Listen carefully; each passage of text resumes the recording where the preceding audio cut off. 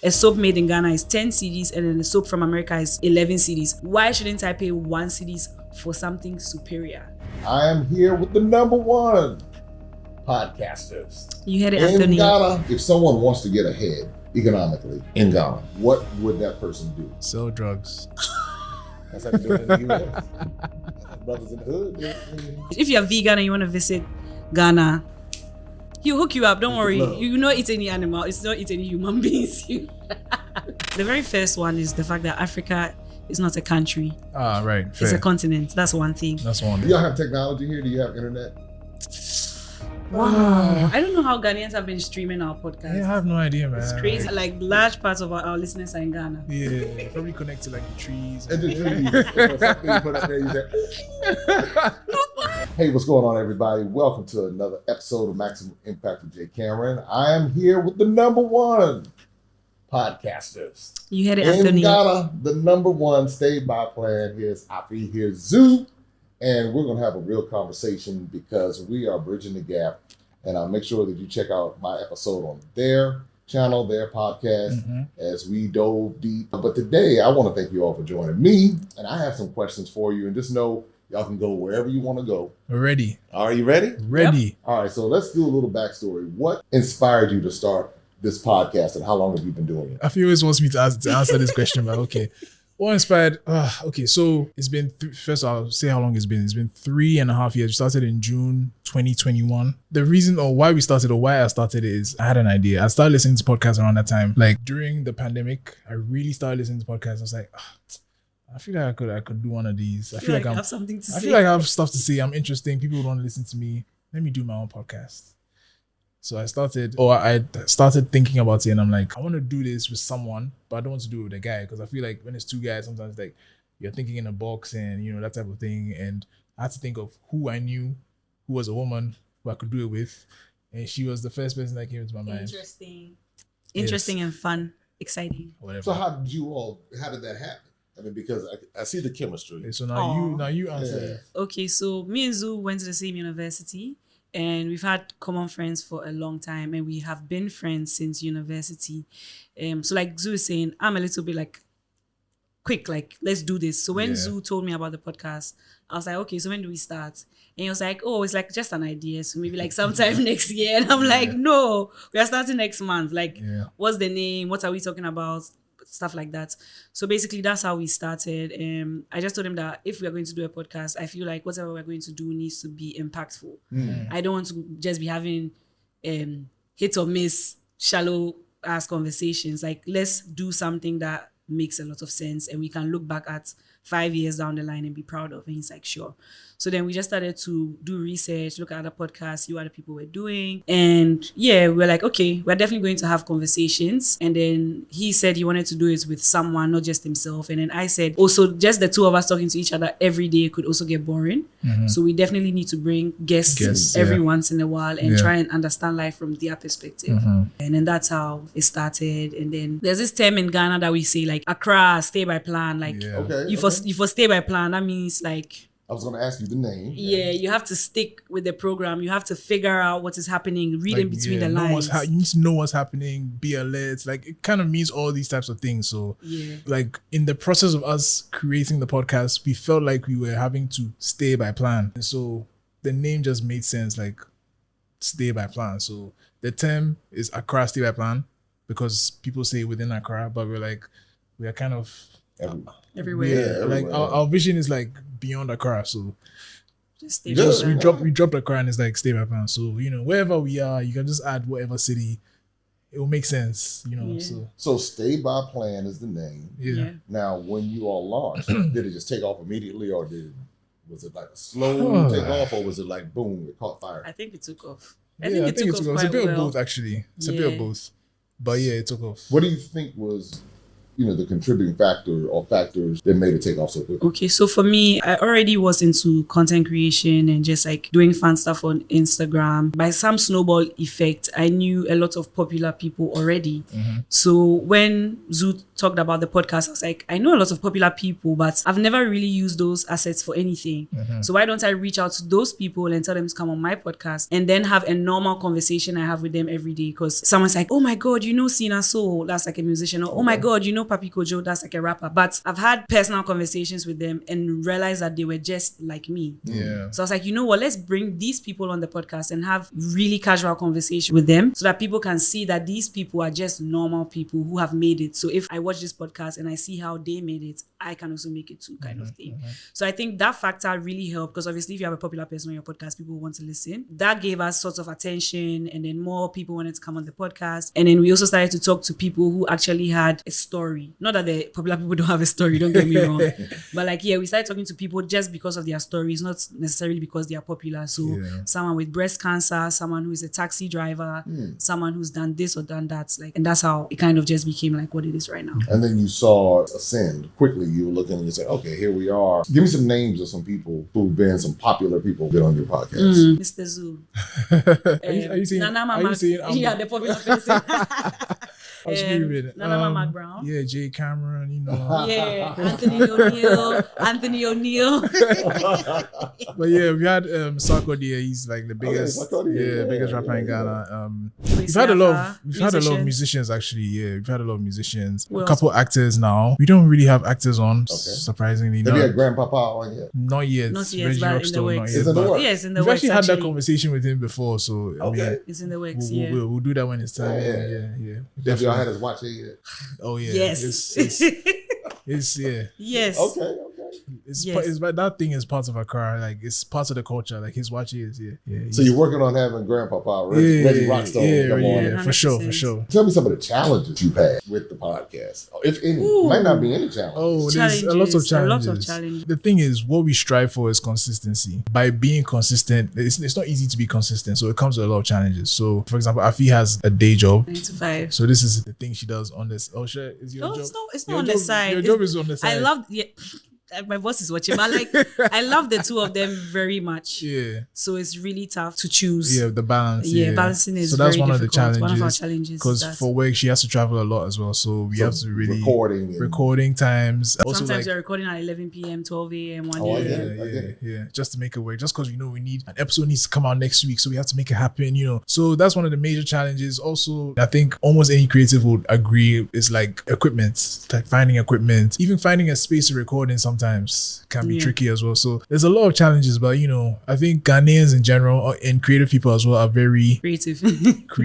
Yeah, you persevere, you find a way to work, just make things happen. And sometimes we don't know who we're going to talk to this week, but then it just happens. We'll find somebody, or even if we don't find somebody, the two of us will just talk and it'll make sense. So it's a lot of challenges. One more challenge, I think also when you start doing something and you're passionate about it, it's very difficult to find people who are just as passionate as you. So building that dream team has been something that we found very challenging. We have people who support us now, we love them, we are grateful, but just the work just gets more and more each month, each year, and you need more people to support. And then maybe someone comes in and then it's difficult for them to like understand the vision, and then you have to start all over, train a new person, and I think for me that's like one of the most challenging things. Well, welcome to the big leagues. As they say. Get ready. So, but you all have done a great job. I mean, you've been awarded with the #1 podcast in Ghana. Twice, 2 times. So back to back. Oh, was it back to back? Yeah, back to back. Now, all right, let's walk down this road a little bit. Now, because we have I have a huge following on the continent of Africa and also in London. But of course, in the U.S., there are a lot of U.S. viewers who are wondering, he has these Ghanaians on here. What is it that we might not understand about Ghanaian culture or Africa, or some things that you've heard that you're like, I need to set the record straight about this, as far as hot takes. I need to set the record straight. What anything that you can think of. The very first one is the fact that Africa is not a country. Right. Fair. It's a continent. That's one thing. That's one. Yeah. I think if you visit Africa, you should be very mindful and try and understand the country you visited and then the culture of the country you visited. And when you go back to your country, you should be able to say, I visited an African country called Ghana. Yeah. And this is how my experience was. Because I feel like the more we generalize the continent of Africa, the more we take away from the continent. Because I've had the opportunity to travel to East Africa. I'm from West Africa, and I saw that the culture there was completely different.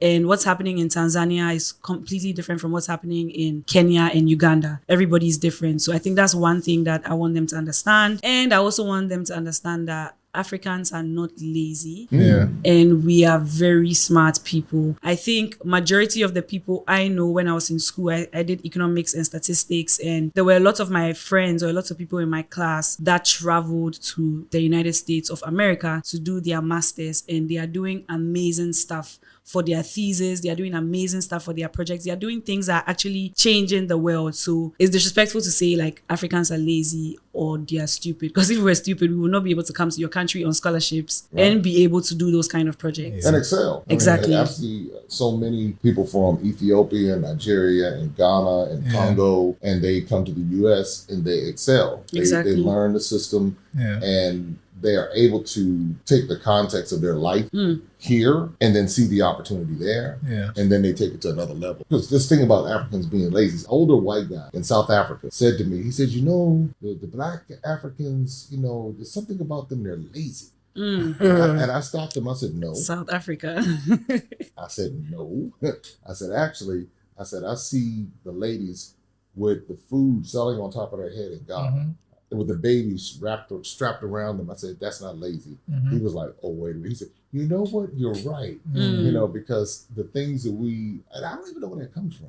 I feel like what they consider as hard work is not what they see what they see from us. They don't consider hard work. It's like, you have to do that. But like for them, maybe hard work is, let's say, going in for a white South African, going in the mine and doing this and that and this and that, or having multiple jobs and locking. But like hard work comes in so many forms, and it really depends on your position, where you are in life, what is in front of you. You can only work on what is in front of you. So if somebody is working hard and doesn't look like what you do for your work, it doesn't mean they're lazy. Right.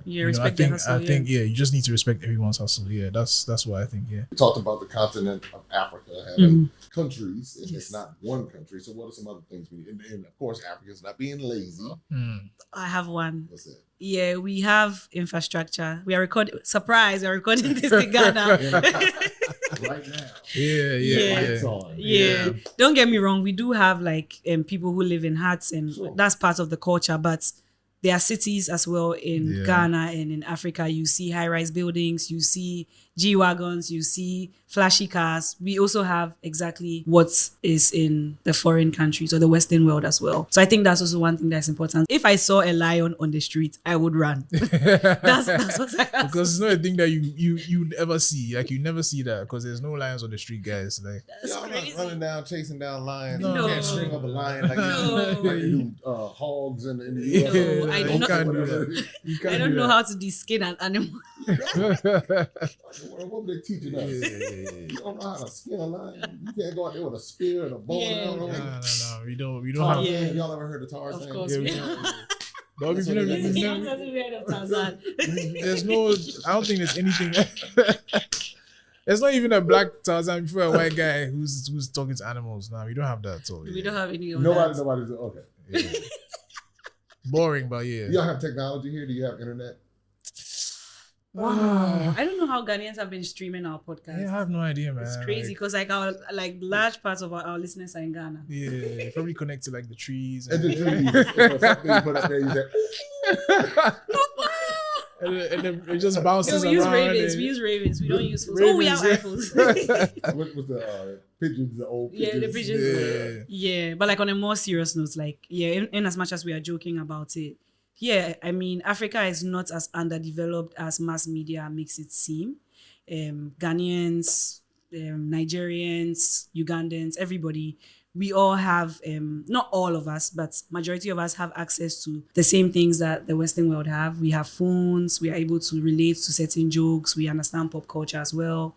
So I don't know. I just think with you, like what you are doing, bridging that gap, when people come and see for themselves physically, that's when they're like, oh wow, like They I realize can't how much believe they're it. missing out on. Yeah. That's really what it is. Yeah. Because the thing I always think about is that we put Western amenities on a pedestal, Mm. and then we don't look at the indigenous remedies, the indigenous ways of living, Mhm. the 100%. resourcefulness of the people. You Yeah, know, and that's yeah. what I'm amazed by. I'm like, Yeah. I can't live off of the land. I grew up with grocery stores. Yeah. So if the government decided to shut food supplies down to the Yeah. grocery stores, I'm in trouble. Yeah.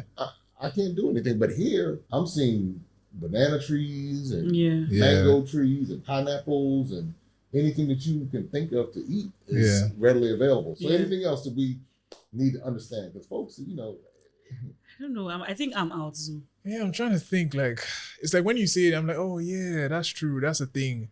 But I mean, I guess cannibals. yeah, Oi! that too. Yeah, we are Have not. you We are ever- not. Zoo is I vegan, guys. personally, yeah, I don't know First of any all, cannibals, so No, cannibals. I have no No. cannibal, yeah. Vegan He's cannibals. vegan. Vegan cannibal. He doesn't even eat like regular animals. So how will he eat a human? Yeah, so we don't have cannibals. Because they say that, you know, the cannibals and Yeah, I mean, because I remember like them cartoons. They used to I show know the them one here you're as talking well. about. Yeah, and then Tintin. was it Tintin? Yeah. And There was like they, a whole have episode where these they even had to black- like ban it. Yeah, they have these Have you seen black. Tintin? no, I haven't.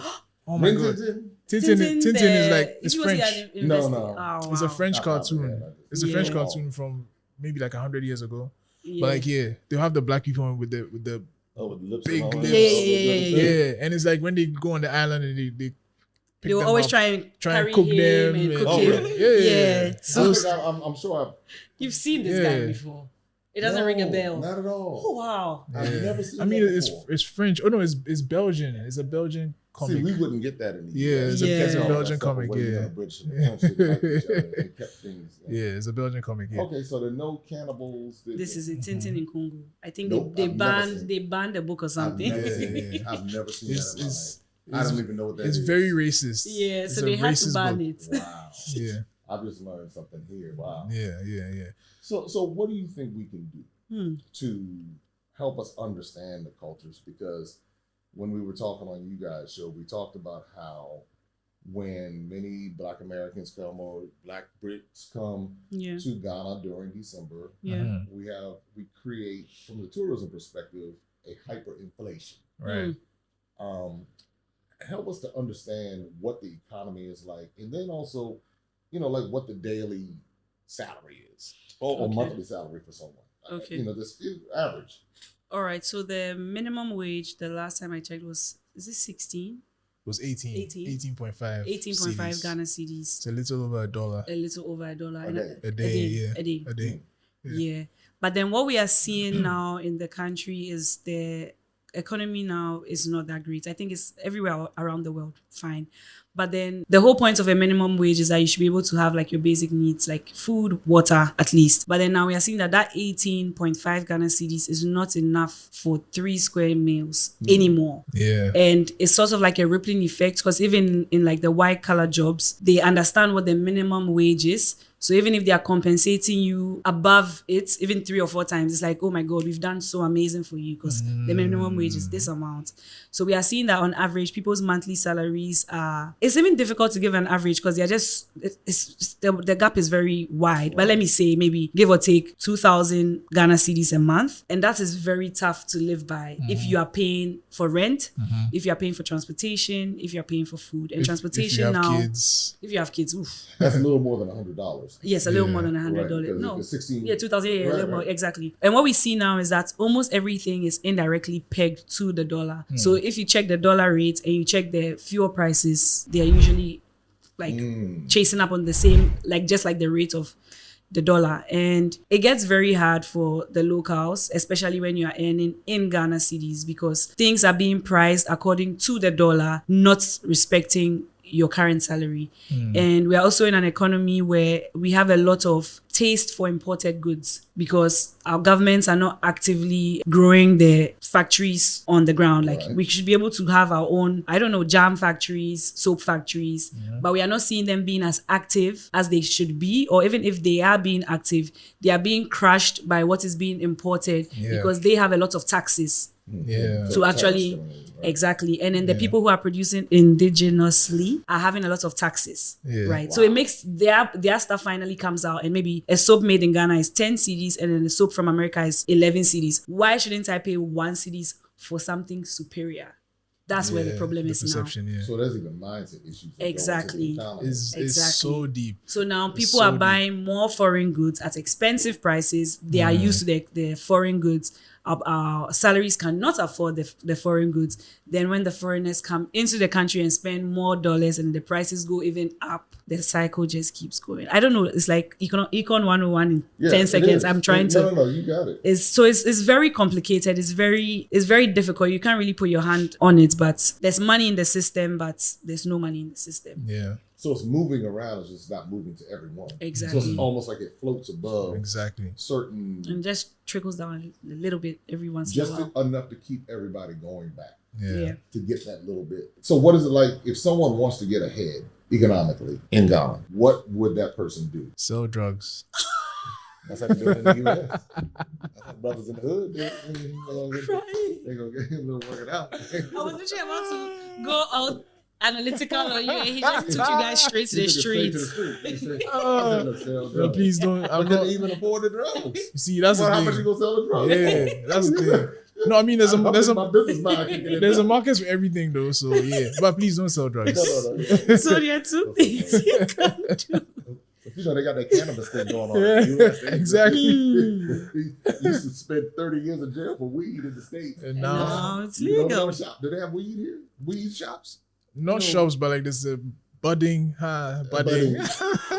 It's not legal in Ghana. That's it's all not legal, but there's a whole a whole industry. Before you know it. Yeah, it's coming. It's coming.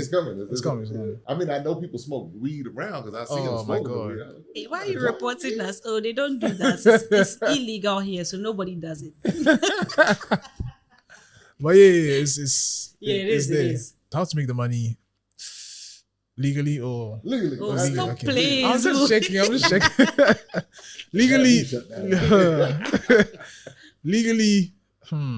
I mean, I honestly don't have any answers. You just have to work hard because there's not much you can do. But the thing is, legally, know people. That's what I'll say. Like, know people. Just network. Like, I know it's the same. Just like everything's the same for lots of places around the world. But once you know people that can open doors for you, it just makes your work easier, right? So you can be selling plants, and maybe you decorate people's homes with plants. But previously you're working for just regular people on your streets. But once someone connects you to like the president's wife and she likes plants, then now you're filling out networking. But that's so sad. Basically. You see, so what he's saying is so true, and it's so sad because it comes back to what you asked. Like, the money is at the top. So if you're able to find a way to link yourself to someone at the top, you're going to be comfortable. So that's where the networking comes in. So everybody's trying to like just you're working tap hard, into that cloud that's on top of us. It's very far away, but it's like you're trying to find a way to just connect and just get like a little piece, just a little piece. Exactly. And the thing is, another thing is when people get pulled up, they forget that he came from down there. They don't even plug anybody. No, because to defend them, if you are not careful and you look down too much, you're going to drag you right back. See you guys. Crabs in a barrel. See you guys. Yeah. So y'all deal with that here too. Okay. I think the two ways, in my opinion, is to diversify the hell out of your portfolio. Like me, like you have to do your podcast, you have to have your 9 to 5, you have to sell share butter on the side. You have to have a cooking business on the side because the economy is so volatile that today we wake up and share butter is they no longer allow us to sell share butter at this price because of ABCD, and then your business is falling. So if you don't have multiple flows of income, you will be poor in this country. So that goes back to the whole, you cannot be lazy because if you are doing just one thing, you're not going to survive. And then the second thing, I think we spoke about this with Anthony, is you have to try and find a way by which you can be paid in dollars by doing a job online or doing something that would allow you to have a dollar salary or a dollar equivalent salary. Because in that way, you'll never be worse off because, like I said earlier, everything is being pegged to the dollar. Got it. Yeah. So I hear networking, I hear diversification and skill set. And like remote jobs online. Yeah. Obviously, places like Upwork and Fiverr. And, being able to leverage your skills. Yeah. Well, let me say this. We're going to have to continue this. Oh, yeah. When I'm in Accra Oh yeah. I'm going to have to figure out how, because this information is really good. Because people are wondering, how do you get ahead? Yeah. Because some people are leaving their jobs in the U.S. I'm going to go do it on the CDs. And like, okay, I'm going to leave my U.S. dollars and go to Ghana and I'm gonna do it like everybody else. Like, and then run right back to the States. I know so many stories. They couldn't do it. Yeah. So, but the thing is, what you all said was a lot of wisdom. Both of you, networking. Yeah. Because now it establishes a relationship. Yeah. But then utilizing your skills. Okay, I need to find this, that, and the other. And then when you talked about transferring that into some sort of way it can be earned in US dollars. Right. I think that's going to spark some interest. I mean, but, people in America do the same thing. Yeah. Hustling, they got all types of hustles and, Yeah. they're networking and trying to figure it out. So, all right. So where can we find you guys on your podcast, online? Break it down for me. Okay, so you can find us at staybyplanpod.com. That's our website. And Stay by Plan Pod everywhere. That's on X, on YouTube, on Instagram, and TikTok. We're on LinkedIn as well. And yeah, that's basically it. And then individually, you can follow me, ZuTG, ZUUTG, everywhere. That's my @ And you can follow me, Afi Chega, AFITSEGAH. Yes, at gmail.com. Sorry, I'm still, yes, on all the apps. Yeah, and he's the Ghanaian vegan as well. Follow his page. He cooks. He shows veganism the Ghanaian way. Like, why am I putting this guy on? Why are you putting this guy on? You asked to put me on. I always forget. I'm sorry. But he's the Ghanaian vegan. He's doing amazing. He was even featured in BBC because he's an amazing guy. We be doing stuff. He's been doing some amazing stuff. So follow his page. If you're vegan and you want to visit Ghana, he'll hook you up. Don't worry. You will not eat any animal. It's not eat any human beings. No cannibals here. So that's our pages, right? Yeah. All right. Well, I want to thank both of you. One, for us being able to exchange this time. It's been a great conversation. And listen, make sure you follow both of them. Check out Stay by Plan. Also, the #1 podcast in Ghana. And when you're in this part of the world, make sure you look them up. Yeah. And hopefully you'll run into them. You'll be seeing more of them. Partnering with us on Maximum Impact. Yes. I'm trying to take y'all somewhere. I gotta for sure. My folks right here, they're so cool. And this is how we bridge the gap. So again, be sure to like, subscribe, share, and you know where to follow us everywhere: Facebook, Instagram, TikTok, LinkedIn too. I forgot all about LinkedIn. So until next time, y'all take care. Be safe. Open up your eyes and see all the fun and mystery. Take an